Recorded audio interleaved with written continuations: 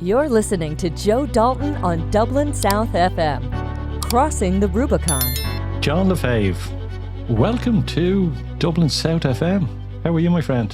How are you? That's my finest frogs here. It's great to be back in Dublin, even if it's virtually. I think I told you all before. My daughter went to school there, so she lived up in Crane Lane, just down off Dame, and we walked back and forth from there to Trinity. And I said, "Didn't they used to hang Catholics there?" Something like that. We don't talk about troubles anymore, I guess, do we? Well, we might be. Who knows? Yeah. Who knows? Well, bless your hearts for getting over it. I've been listening and doing a bit of research. Well, trying to do a little bit of research. A musician, songwriter, a retired lawyer, activist, gambler, I will say, on it as well. I just think I heard that when in 1969 you were 17. That's when I was born. I was a man of this. 1969 I was born, and I say I was born in the 60s. But you lived it. You lived the 60s. And a colourful life, from riches to rags, I heard someone, or from, a man that possibly kissed a Blarney Stone as well when he was over here. But we're about to discover. Those were crazy days, Joe. Crazy days. When I was a kid, we listened to Bobby Vinton, and then the next thing you know, it was, the Who. The Who, yes. Things just blew wide open. It was pretty crazy. I was meant to go to the Who last year, and it was cancelled because we weren't allowed. Right. We had to be 6 Yeah, I got cancelled out of Roger Waters. Yes. Disgusted on it. But the 17, if you were born in the 60s or the 70s or the 80s, when you're in your late teens, it's awesome. For me, it was the 80s. And, the music in the 80s, I have to say, listening back now, was amazing. And they don't have musicians anymore. Now they just have conveyor belt of pop stars, that X Factor garbage. And I think we're missing the people who are picking up the guitar and playing in the basement with the gang. Hopefully that will all come back. I hope that will all come back. I didn't appreciate it as much as I should have at the time, but one of my favorite songs of all time was from then. I think Don't Dream It's Over. I think that's one of the greatest pop songs that's ever been recorded. Breaks my heart every time I hear it. When I played a little bit more slowly. But anyways. Well, we will play out with your song. How's that? We'll play out with your song. We'll give them a bash. My God, ladies and gentlemen, first aired in Dublin. Yes. John, tell me this. What do you want to talk about? Freedom? Life? Well, I think, freedom is a very, very important thing. There are reasons it's important, because we've got it wrong in so many ways. We've got freedom wrong, but how to do better? I spent a lot of my life with waking up in the morning with kind of a dull ache and pain, and wasn't quite sure what it was. And, properly, I recognized it turned out to be, what WTF we are doing with the world. And just seemed unfair to me. I grew up in a time when, we're supposed to love everybody, right? And we thought we would be able to pull that off in our world. Do you know what Joni Mitchell said? She said, when we were kids, we thought we'd change the world. And when we decided we couldn't change the world, we decided we'd change ourselves. And when we decided we couldn't change ourselves, we decided to get rich. Yes. I think there's a case of, when people talk about capitalism, I think that it's a bit skewed, and somewhere along the way, people got a little bit confused of what it actually meant. Yeah, like right at the top, right at the beginning of it. The greed. It's very, very important, Joe, because if there's anything we're going to do to pull the world together, it's going to cost a lot of money. And capitalism is the best way to. The problem with capitalism really is just that it hasn't been regulated properly. One of the things you hear now, conservatism has been corrupted quite badly, as has the concept of freedom. But you ask a conservative now, what does conservative mean? They go, even the liberal, even though say, well, everybody knows conservatives. It's just less government, less taxes. But less government and less taxes really are dog whistles for something else. Let me tell you, less government means less regulation, and less taxes means I don't want to share. Yeah, well, I think less government means having the right people in government and those decisions. You know, here it is. Look, before we bash that over the head and then I hang up on you and find my local politician and kick him in the ass and tell him that John told me to do this to you. Just give people a bit of a backstory about, let's, rags to riches. For those people who don't know you, you have 5 seconds. I was born Irish Catholic in Canada, and my name is French, but that was my dad died when we were little guys, and so we came back to Calgary and lived, the way we did. So I grew up in a culture that was not unfamiliar to me when I, finally came to Ireland. I was a hippie. I went to jail for being a hippie in 1969. I sold some acid to some cops that were dressed up like hippies, and I did about 8 months, I think. And then after that, I, that was a pretty good view of the world for me.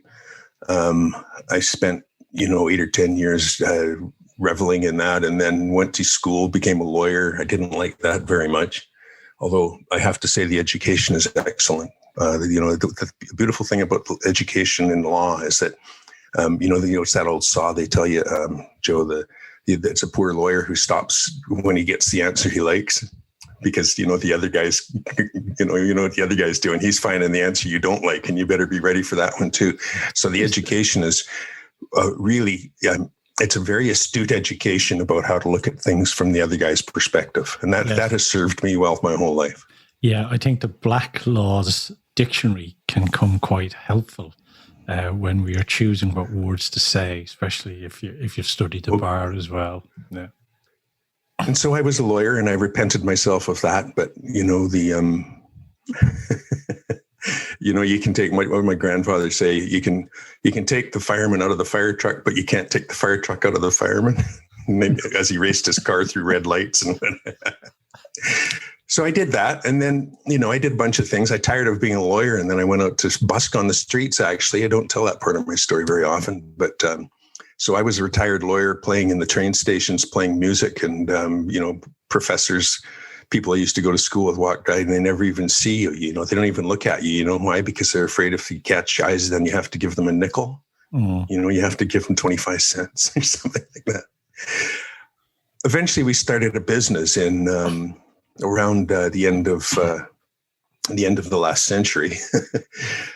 We started a business that was like PayPal for online gaming, and it was a home run. We were doing online money transfer in support of the online gaming industry, and when we went public on the London Stock Exchange in 2004, we achieved a market cap of around $2 billion, and I had 27% of that.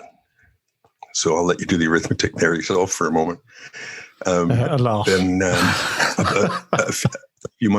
few years after that, Uncle Sam put up his hand, and we were arrested. I was threatened with three charges: conspiracy, money laundering, and racketeering, and that added up to about 60 years. Was that in your 50s? Pardon me? Yeah, I was in my 50s then. Yeah. Eventually, I pled guilty to a lesser offense that was a maximum 5-year offense, and I wound up doing 45 days in Manhattan prison. In Manhattan, I was in the same place that Epstein woke up one morning and found out he had committed suicide. Yes, yeah. As they put him in a car. It was the same place they kept El Chapo, actually. But so I was in good company there. Yeah. Hang my glasses up on the bars and look out the window, and I was looking down on the main precinct for the Southern District of Manhattan. And so, anyways, my net worth ran from way above 300 million down to about a couple of millions overnight, and that was quite a rude awakening. Everybody wanted to hear that story of my life because it's, I had jet planes and houses in Malibu Beach, and, eating in restaurants with Cindy Crawford and the Simpson twins, and, all John Cusack and Val Kilmer, and all these cats were running around, and, they clapped when I walked in. right? They didn't clap for Val Kilmer. They all you know how they do it in sushi restaurants. When I walked in, all you have to do to get the sushi restaurant to clap for you is tip them $1,000. Yeah. And then every time you show up, yeah. Do you feel you were like Wolf of Wall Street? When you got busted, did you have that element of it? I know that story. Yeah, no, I know that story a little bit. I was a bit different because I was raised differently than those guys. I mean, we were 10 years earlier, and we were hippies, and we were like share everything, right? It wasn't all about me. It was about us. And so I was more like a political prisoner, because when I was arrested in the United States, Joe, 48 of the states. 48 of the 50 states operated gambling themselves. Only 2 didn't. Utah and Hawaii didn't operate gambling. So if you're a government, you'll like this one. I know you. You'll like this one. If you're a government, gambling is a good tax policy. But if you're an individual, it's a pernicious vice. If you think about it, Bush put an end to online gambling in America. And online gambling, I have friends here who are trying to get into the online gambling. They're programming, writing games, and the algorithms that they're putting in. And you're kind of looking at it and go, it's a pretty picture online that flashes, and an algorithm in it that makes the house the winner. So it's it's exactly like the stock market. Yeah, well, it is that, and I believe crypto is like that as well. I think it's. You know what, Joe? You give Bush too much credit. When Bush did what he did, he didn't change. It didn't even skip a heartbeat. It just, when Bush did what he did, then you know what happened? It just went underground again. Yeah. Just went underground again. When we started, it was all online. It was sports betting, right? Bookies, right? And you guys, what's that James Joyce thing? It'd be a fine puzzle to try to find your way across Dublin without passing a bookie, or something like that, right? But then Bush did what he did, and then tried to shut it down. But then all of a sudden, online poker happened, and it just exploded. It was. He did, you push one end of the balloon, squeeze one end, and the other end gets fat. Right? But didn't he make it as well that it was your credit card, poker would flag up, and there was all these other implications? That's what made us rich. Yeah, but this is what I laugh that people make decisions without thinking. Because if you make a decision where there's an industry, you basically cut it off and it goes underground. Look, Bush had a handler. That's all I will say. He needed one. Which one are we talking about? Sure I'm listening. I just wanted to make sure I was listening to you clearly. George W. Bush. Now you're surprised that he made decisions without thinking? Is that or no? In general, I'm talking in general, right across the whole board.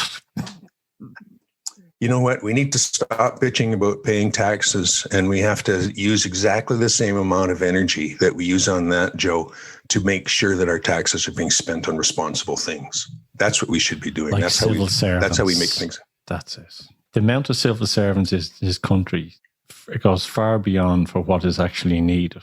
That's there's that point on it.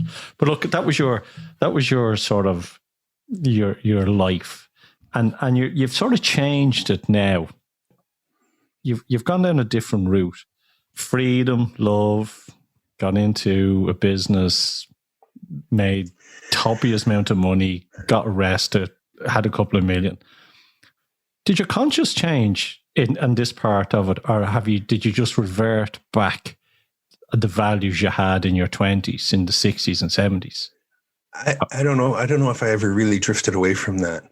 I think you don't, when you're becoming an adult isn't casting off being a child, it's adding to it, right? So I think, when I was a peace and love guy when I was young, I never really cast that off. But, let me start here. Here's where it goes. I've been a rich guy, and those guys don't fool me anymore, Joe. I'm one of them. I'm actually still pretty rich by most people's standards. I won't talk about it, but certainly I've got enough to gag your horse. But perfect. Off you go. I have 2 horses, actually. Good for you. I must be reading your mail. Go on. We were told from when we were kids that the price of freedom is the highest price you can pay with your life. And I think the first part of that is right. The price of freedom is the highest price you can pay, but that's not it. If it's only the price of your life, Joe, the fact is that only about 1 in 100,000 of us ever pay that price, and everybody else gets it for free. And that can't be right. How many did you die for freedom? But you get it for free. So the price of freedom, I think, is that every day that we live free, we must strive as much as we can, having regard to our position, our station in life, strive as much as we can to assure that all those who are less fortunate in the freedom department get the same things that we take for granted.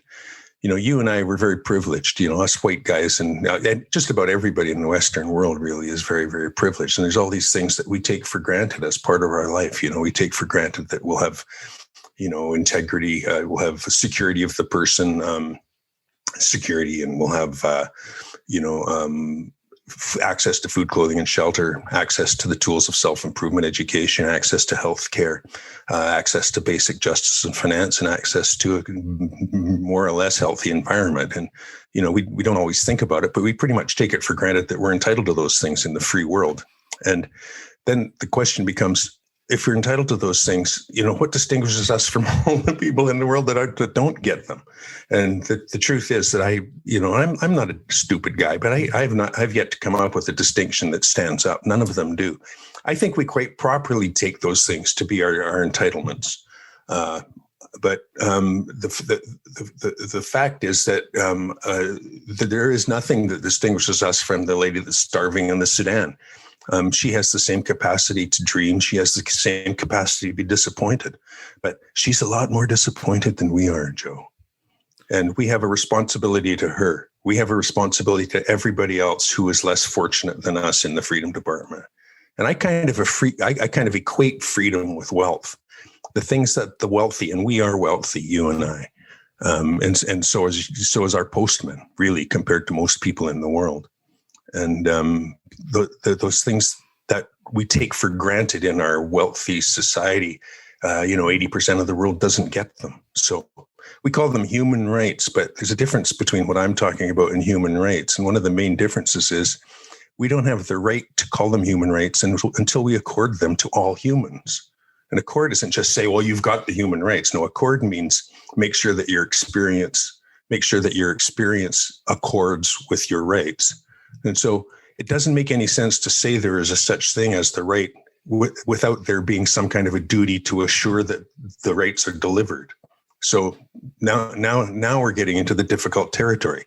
That is, if we have a responsibility to strive to make sure that other people are less fortunate in the freedom department than we are, less fortunate than we are in the wealth department, get a leg up. How do we do that, right? And that's a difficult topic, and what I've done. I think is I've developed the principles that I think that we should adopt moving forward to make the world into the Eden that it can become. And when we do, then we will have deserved it. But is it rights or privileges? Because I think a lot of people, believe they have rights, but all they have is privileges, especially in today. I'm thinking about very basic things, though. The basic things in this world, for me, is someone being sovereign. Being sovereign and being that person and being entitled to everything that land that they are born on gives them. And this whole freedom that we are talking about, especially in the world that we are in now, is being tested. It is truly being tested. There's one thing that I'm saying to a lot of people at the moment, John. I'm saying there's a big shift at the moment. And there's 2 things that are helping this world through this shift. Because, we know that people now are understanding there's economical problems, there's social problems, there's health problems, there's financial problems. All this we're finding this out now. And something that used to take us 5 years to find out now takes us 5 months.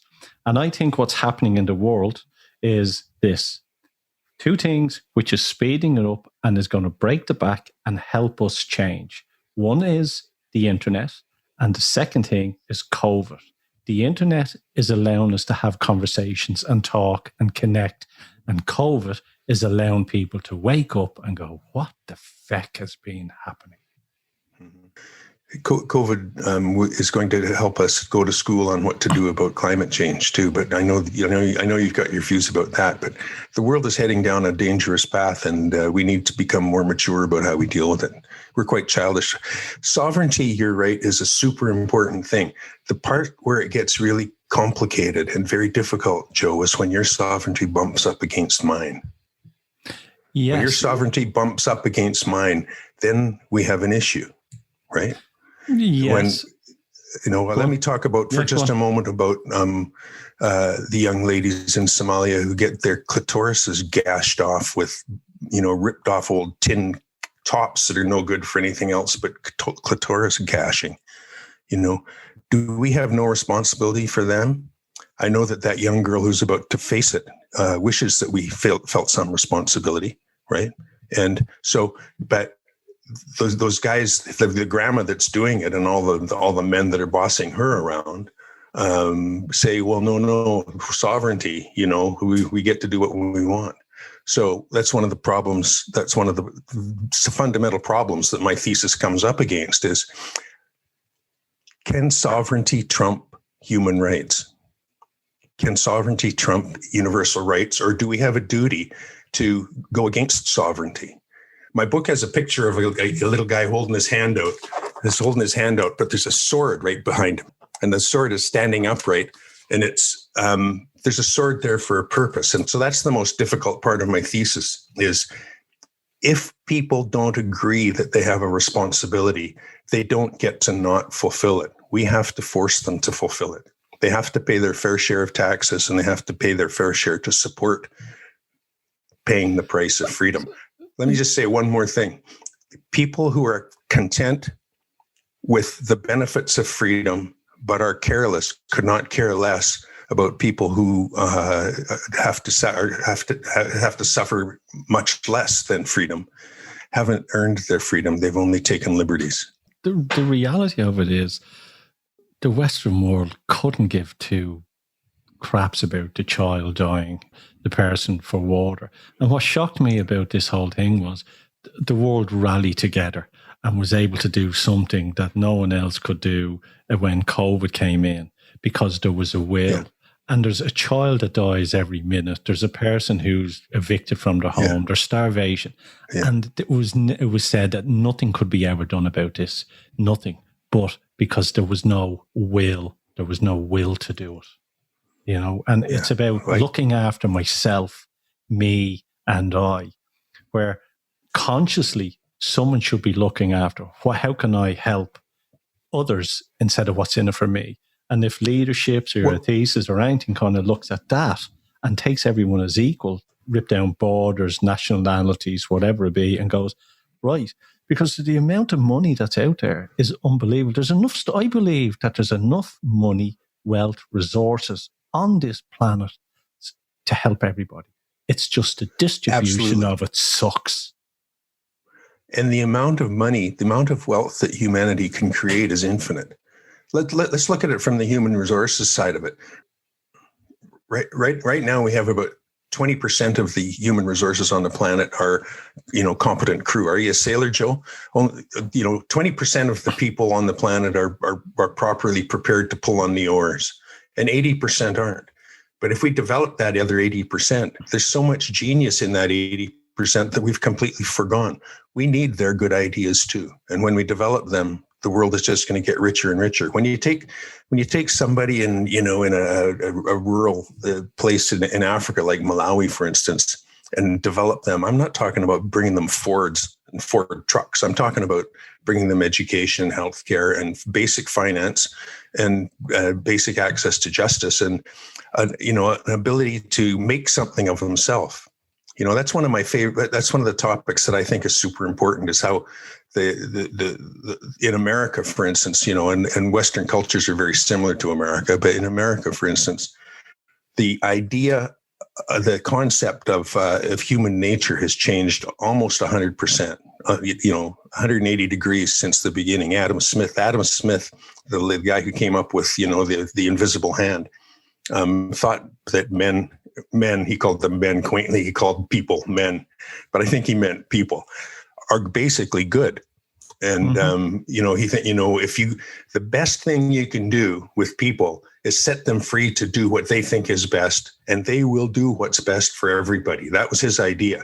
And that's a very positive, very, very positive view of human nature. Now, what do we have, Joe? If we give this guy $400 for COVID, we're going to make him into a bum. And if you give a guy $400 for COVID, he's just going to come back for more. And the whole rest of the universe, that's not true. Most people, when you help them, take what you give them and they try to use it to make something of themselves and to support their family and to grow and to become self-reliant. That's what people really want. So what we need to do is return to a positive view of human nature. You're listening to Joe Dalton on Dublin South FM. Crossing the Rubicon. The broken window syndrome, that area, which is, for people that don't know it, is, a place that has broken windows and litter, and when you tidy it up, it gives that better energy and changes the psychology of the people that live in the area. And, the one thing that solves a lot of problems is money. And if you give somebody money to help them, then they can do the better life. It's like if you're in a very poverty-stricken area or a troubled, war-torn area. Those people who are anti-establishment or anti-government because they feel that the boot of the establishment is on them. But if you bring wealth and employment into them, the people that are influencing them, like terrorist organization, what it may be, lose their grip because people feel value and they're starting to earn money on it. And they see a crack at making a good life for themselves. Here's an essential point that we have to say to these neocon son of a bitches, Joe. We have to remind them that just because, as soon as you start being generous, I know something about generosity. I know a couple of things about it. I don't know if you read this part in my story, but Google will tell you. When I appeared for sentencing in New York, the judge was told that I had given away way north of $50 million to different people. When you decide you're going to be generous with people and help them get a leg up, you know what? Yes, some people are going to beat you for it. Somebody are going to take you. Some 10%, 20%, I don't know, you pick the number, are going to beat you for it. That does not absolve our responsibility to the 80 or 90%. We still have a responsibility to do that, even though we're going to be taken for it. So grow up and grow up and get used to it. Yes, you're going to be beaten for some of it, but you still have to do it. And in the end, the result is going to be more, when you develop people, you develop productivity. And when you develop productivity, you develop wealth. And when you develop wealth, everybody gets more wealthy. Yeah, but I think education is important, because if you really want to get into it, right? Mm-hmm. All these places that are poor, or all these people that are not earning, or all these people that have issues, higher powers, call them governments, call them the elite, mm-hmm. capitalism mm-hmm. screwed, are making mm-hmm. money from all these. The reason why they're in this hole, every government is run as a PLC. When people kind of realized, we can change this. And it's not about running in and burning the building. It's about, we can change this, but who do we replace the powers with that will do the job right? And how, I nominate Joe Dalton. Joe Dalton. And how long does that take? We can probably start it. It'll be a generation for sure, Joe. It'll be a generation. Maybe five. Yeah. Maybe five generations, but that's no reason to not start. No, I agree. We have to, because, John, in my honest belief, that my children, so my young children and mm-hmm. People's grandchildren, are being indoctrinated into a world that they will never know the rules or the laughter or the joys or the freedom that you had in the 60s and 70s, because these are going to be taken away from them. I hope that my granddaughter, Ida, who's 5, and all of her friends, when they're around 20 or 25, go, wow, Ida, that grandfather of yours was actually a pretty smart guy. generosity has eternal dividends. The dividends of generosity are gratitude. I was just going to say, gratitude. Gratitude has the power. And gratitude, people who feel grateful don't bust your balls, Joe. Yes. Are you a spiritual man?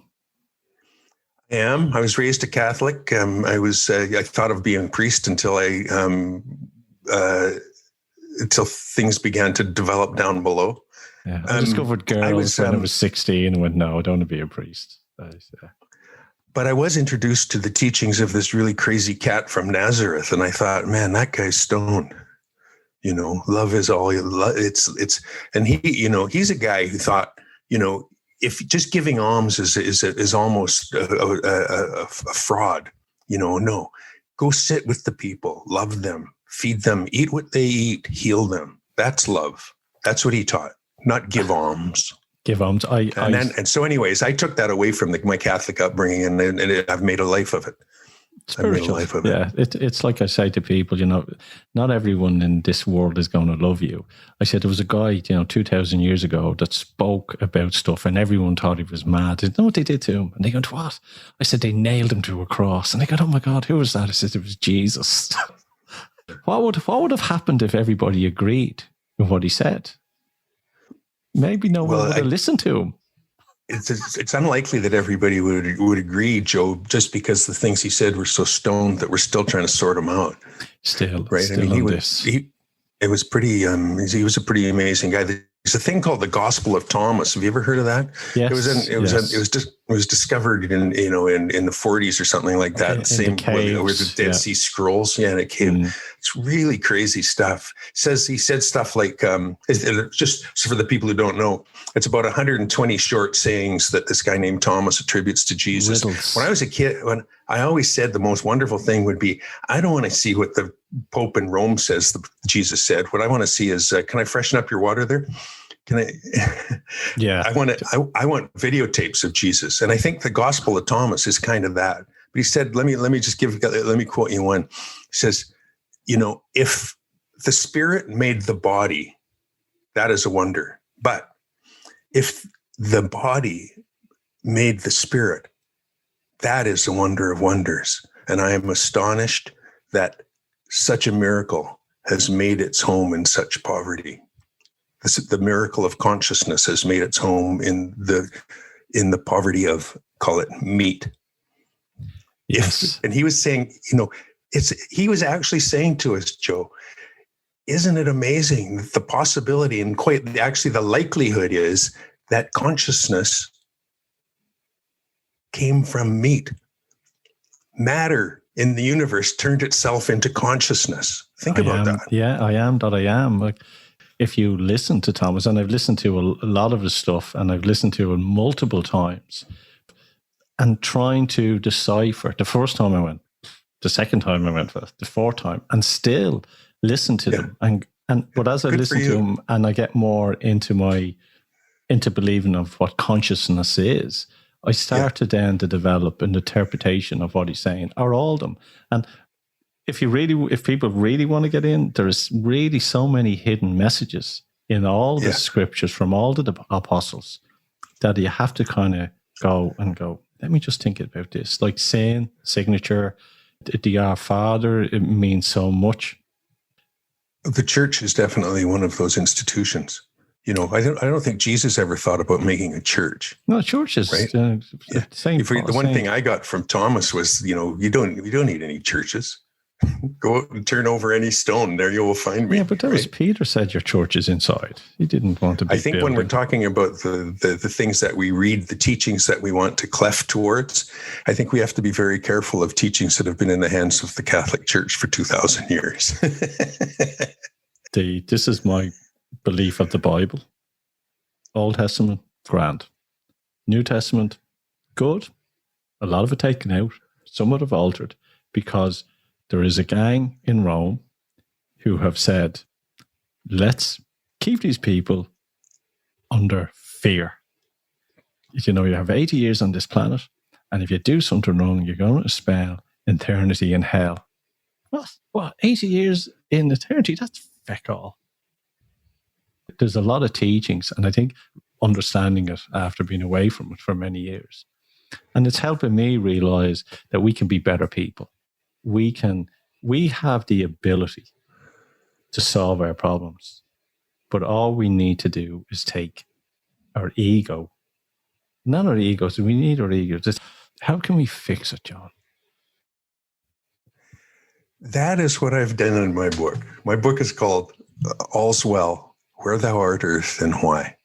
And what it is a look at where we actually are in the universe, what we are, how great we are, and how young we are, and how far we've got to go. And I tried to put my finger on the principles that will take us and fulfill. The principles that I've come up with actually, Joe, are almost exactly like the American Declaration of Independence and the American Constitution, the constitutional talk. They're, all men are created equal. We believe that all men are created equal. What are we looking at? The Constitution of Ireland. Yeah. Yes. Yeah. All men are created equal, right? But they didn't execute it very well. Right? First of all, they actually meant men when they were talking. It was not like Adam Smith. When he said men, he meant people. But I think when Americans said men, they meant men. And also they meant white men. And also they meant like rich white men, right? That's what they wanted to be. They wanted to be the guys who controlled it all. But the very thought of it is that we have a duty to make sure that all people are treated equally and before government, right? Before authority. Authority has a responsibility to treat everybody the same way. And so everybody's entitled to universal rights.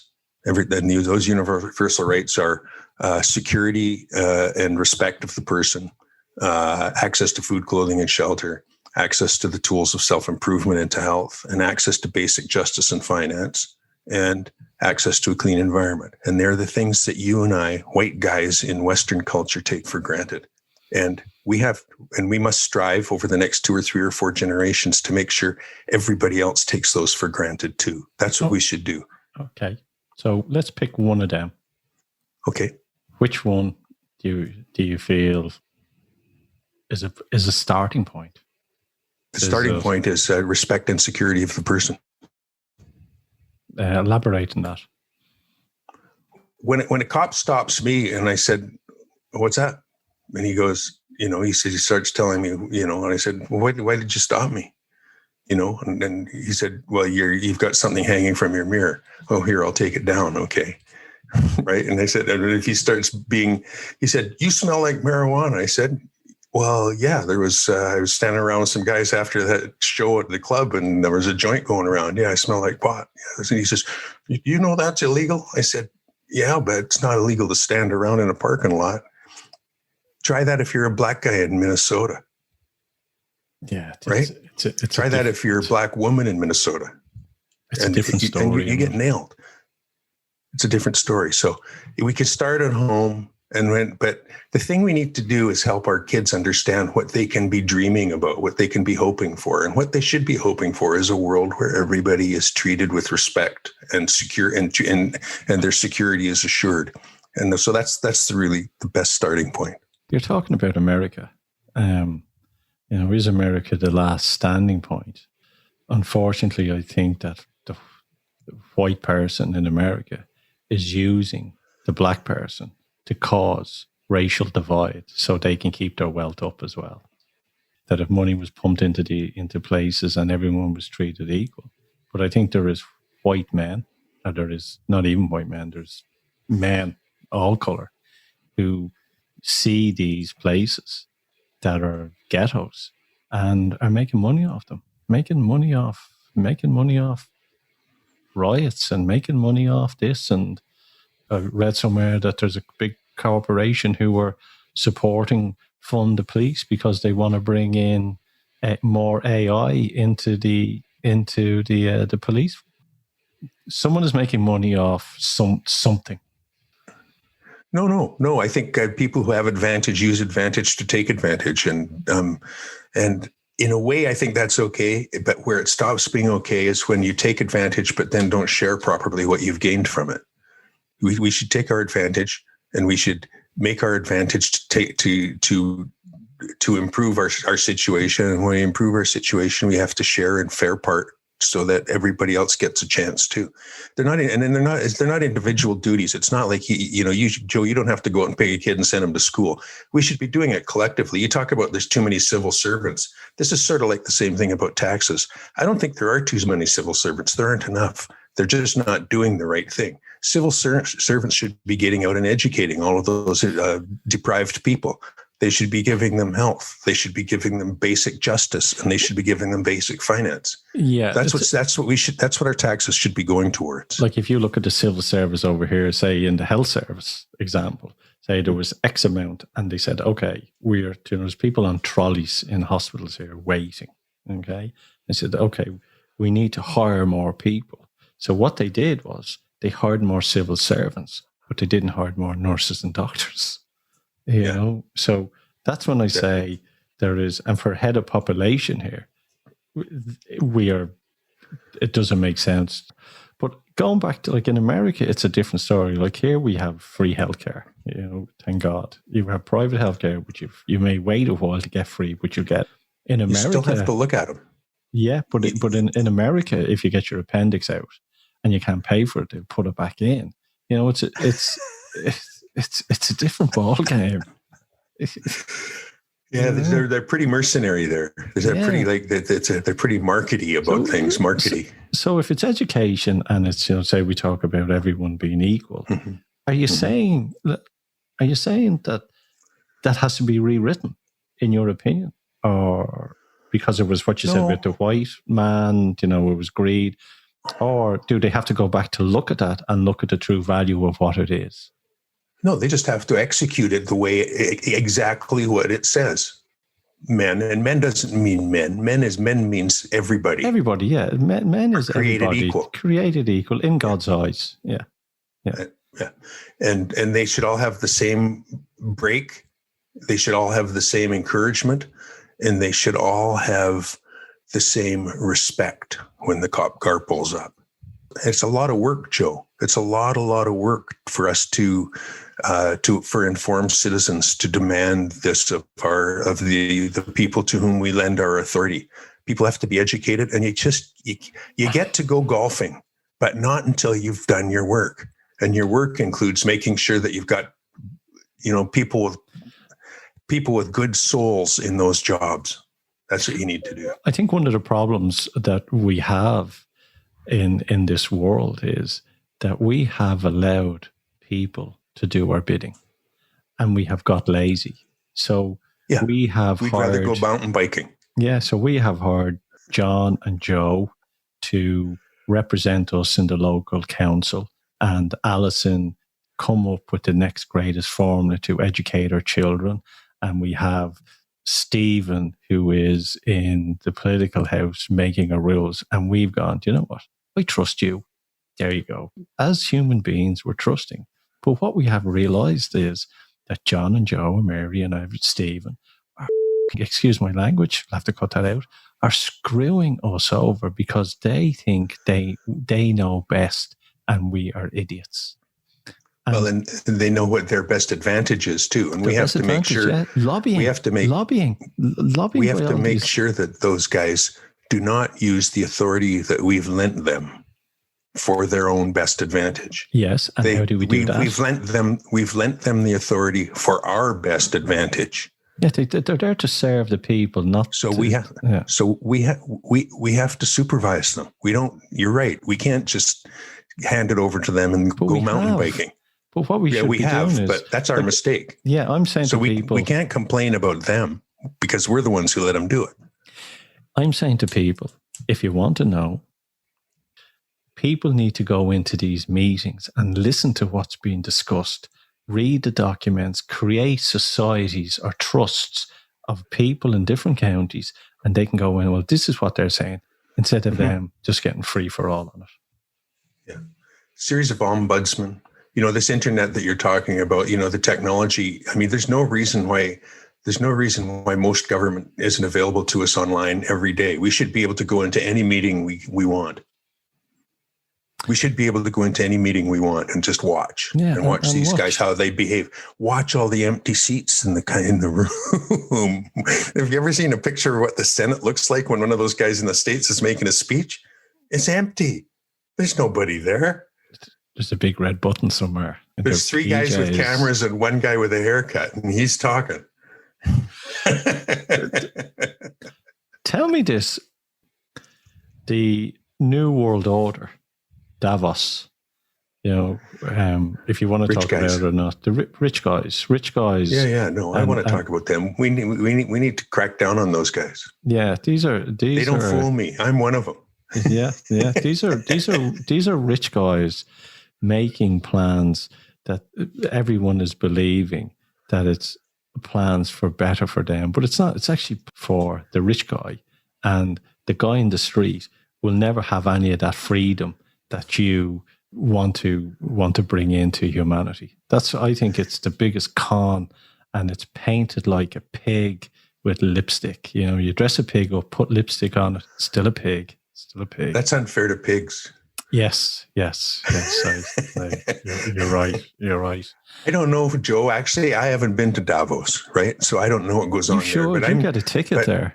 I've been to prison though, and I know this. I know this from going to prison, that you can't generalize about people, even the ones at Davos, right? I mean, there are some people there who probably have a good idea of what their responsibilities really are, but you're probably not stumbling over them, as you guys say. There's not so many that you're stumbling over them, but when I went to prison, what I found out was that all the people that the people that are doing the worst damage never go to prison. Only losers go to prison. It's winners that should be going to prison. But so I don't know what's going on at Davos, but I know this. If those rich guys paid a 1% tax on every dollar they have over $50 million every year, a 1% tax, Elizabeth Warren's tax proposal, that would be enough to give everybody daycare, healthcare, elder care, and education as high up as you wanted to go in every country in the world. Would it? Yeah. Okay, let's go back a step here. I was looking at what was going on. Everybody says as we make America great again, like it used to be. In 1950 in America, every dollar you earned over $400,000 a year, that's the same as 4 million now. But every dollar you earned over $400,000 a year, you paid 90% taxes. That's what made America great. Rich guys were paying taxes. And guess what, Joe? They still got rich. And when they whine about 1% or 2%, they won't even notice because they're making 7, 8, 9, 10% a year. I asked my stockbroker, he says, John, they all get 7% and most of them get 16% a year. So they can afford it. They can afford 1%. If your stockbroker's only making you 7% a year, you need a new stockbroker. Like people say they're earning more money now, right, than they were in the 60s and 70s. But people are more in debt now than they were in the 60s and 70s. In the 60s and 70s, you would save up to buy a car, a Chase loan or whatever on it. But what I'm getting at is that people, they're better. There's more money. There's more freedom. But people are more in debt now. It's like something's... Now you're not talking about the rich guys. You're talking about the normal guys. Normal guys owe more money. That's what I'm saying. Rich guys lend it to them. Yes, that's where I'm going. That the normal guy owes more money, but it's the rich guys that make it. And is it just as simple as going jack up these taxes for anyone that's earning over 50 million? 2% over 50 million. I think it should be progressive. 1% over 50 million, 2% over 200 million. Across the board, everywhere on the planet. We all do it together, and then there's no place for those guys to run and hide. What's stopping it? Well, they can go live in Russia if they want to. I think Russia's actually a better place. Ask Charles Koch if he wants to live in Russia. I think we could just buy an island. You know what? And here's the ironic thing, Joe. If they did do that, Charles Koch would just get richer. Yeah, he would get richer. He'd have way more rich customers. Like Mr. Rich Amazon, if you look at Ireland at the moment with lockdown, which is over a year, all small businesses are closed for over a year. So everyone is suffering. Governments are giving grants, everyone's going great, but we the citizen will have to pay that back. Mr. Amazon has now 20 trucks coming off a ship every day into this country to supply everyone who was buying online, where the guy down the street in the small business is killing. My biggest fear is that, you have the great idea and they are raise those taxes, but these billionaires are earning more money or have more money than this country or many other countries. And because they have the power, very hard to influence them. They don't have the power except when they buy Mitch McConnell's and guys like that, right? Yes. But when we elect people who will take back the levers of democratic constitutional power, the two authorities that we have in constitutional democratic institutions, the two powers that we have that those guys fear the most are the powers to regulate and the powers to tax. And the proof of it is how hard they fight against both of those two kinds of rules. The only thing we have to do, it's this simple: elect people who know how to regulate and know how to tax. And all those guys they're just going to be sitting on, what they're going to be doing, Joe? Paying their taxes because they like it here. John, we've run out of time. I feel like it's not been an interview. I feel like we've just been sitting in a pub having a pint and having. Wasn't that what you asked me for? Yeah, well, that's what all of them are like. Anyway, but this was good for you, Joe. It's a good way to. It's a great way to do a show. Thanks very much for having me. It's an honor to be here. It really is. One of the most generous things that we can do to the other guy is pay attention to them, and you've given me a lot of that today. So I'm very grateful. Giving you a lot of that. Where can people? 2 questions. Your website, if people want to reach out, what's your website address? Well, you got to learn how to spell my name, but johnlefebvre.com. And so if people want to, they can, you'll probably have my name spelled there somewhere. The website's being rebuilt. You can see the books and also the music.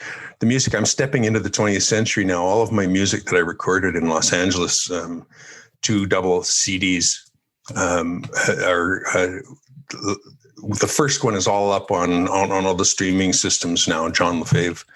And the second one is going to be up next week on all the streaming systems. So, and all of the songs tell you it's all the same bullshit that I've been handing you today, Joe. So get ready for an earful. John, tell me this. You have 2 books. What are the names of your 2 books? All's Well, Where Thou Art, Earth and Why is the audacious book that I've been talking about who we are as humans in the universe. And the other one is called Good with Money. Good with Money. It says, A Rich Guy's Guide to Gaining Everything by Losing It All. And it's called Good with Money because my best friends that this person interviewed, I wrote it with this person. This person interviewed them, and my best friend said, he's not good with money. It's not good with money, yeah. No. And can they be got on Amazon as well? Can they? Oh, yeah, they're on all those. They're on all the electronic things too. The audio. I'm just now reading All's Well for the audiobook. So that's going to be audiobook by this summer. So that's good too. But, johnlefebvre.com is being rebuilt, but you can go there now and have a look. But next week, the new one's going to be on. And I'd be just so tickled if people go there and have a look and see a little bit more about this. John Lefebvre, thank you for coming on to Dublin South FM. And remember, here at Dublin South FM, we're interviewing plenty of people around the world, conscious leaders, and that's why we have the Conscious Business Podcast, which is part of the Conscious Business Academy, offering purpose, profit, and prosperity in your life through soulful selling, mindful marketing, conscious leadership, and creative culture. If you want to reach out to me, it's joedalton.ie. You have an awesome week, and take care and look after yourself.